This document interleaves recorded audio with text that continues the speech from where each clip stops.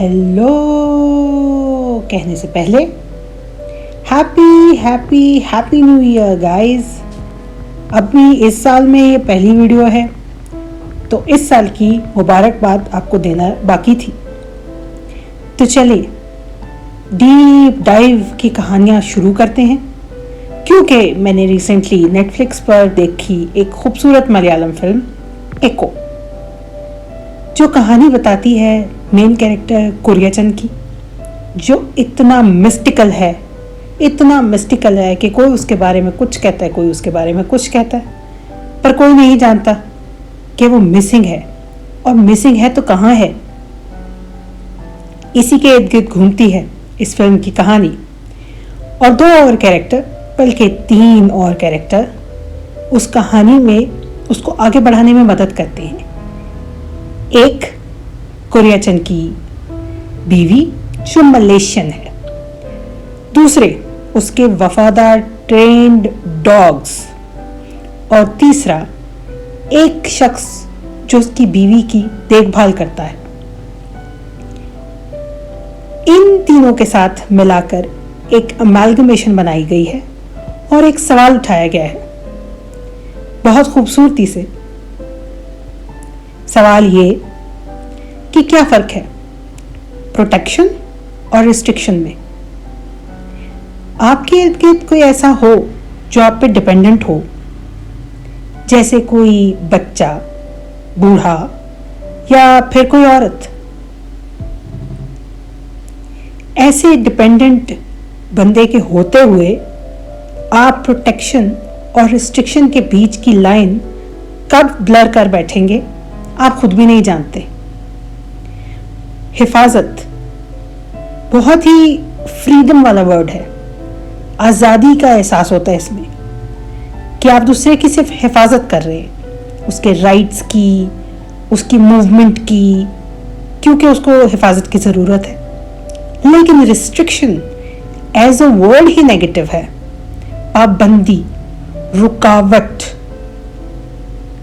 कैसे इसमें एक एहसास है दम घुट जाने का, लेकिन इन दोनों के बीच की लाइन बहुत आसानी से ब्लर की जा सकती है। आपकी प्रोटेक्शन कब सामने वाले के लिए रिस्ट्रिक्शन बन जाए आप जान ही नहीं सकेंगे।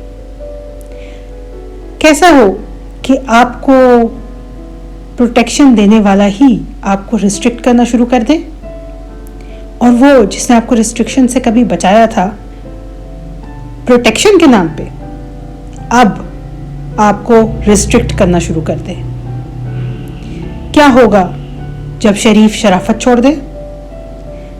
ऐसे ही कुछ सवाल हैं इस फिल्म में। लॉयल्टी को भी लेके क्वेश्चन किए गए हैं कि लॉयल्टी क्या होती है, और उसको बहुत सिंबॉलिकली कुत्तों के थ्रू रिप्रेजेंट किया है, क्योंकि मशहूर है कि कुत्ते बहुत लॉयल जानवर होते हैं। वैसे तो घोड़े भी बहुत लॉयल, हिस्ट्री ने हमें बताया है कि घोड़े बहुत लॉयल होते हैं।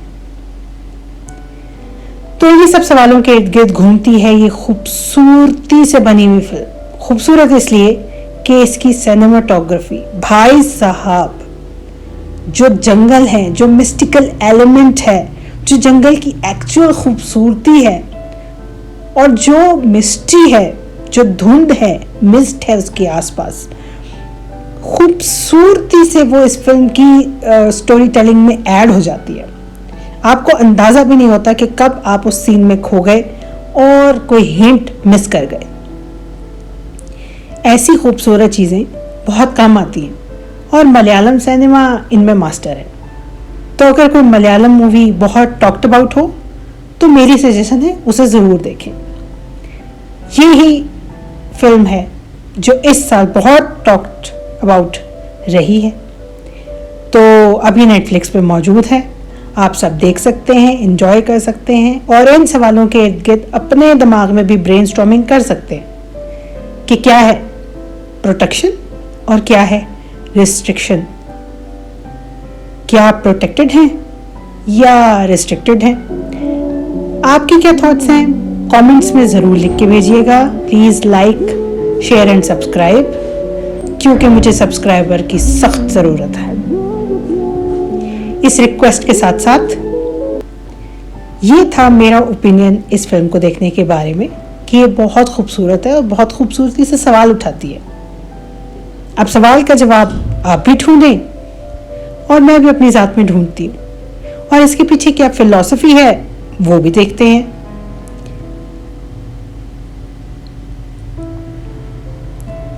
तो चलें, मिलते हैं आपसे अगली वीडियो में जो शायद हक मूवी के बारे में हो। देखते हैं, जैसे जैसे टाइम मिलता जाता है मैं मूवीज़ देखती जाती हूँ और उनके बारे में बात करती जाती हूँ, और मैं उन्हीं मूवीज़ के बारे में बात करती हूँ जो मुझे टच करती हैं डीपली। अदरवाइज़ मैं कोई कंटेंट नहीं बनाती इस तरह। तो ये मूवी बहुत खूबसूरत थी, बहुत अच्छे से सवाल उठाती हुई और बहुत मिस्टिकल एलिमेंट के साथ। इसे आप ज़रूर देखें। हो सकता है एंड का जो रिवील है वो आपको इतना शॉक ना करे, लेकिन फिर भी ये खूबसूरत फिल्म। तो प्लीज़ डू वॉच इट। तब तक के लिए सायोनारा। मैं आपसे मिलती हूँ किसी अगली वीडियो।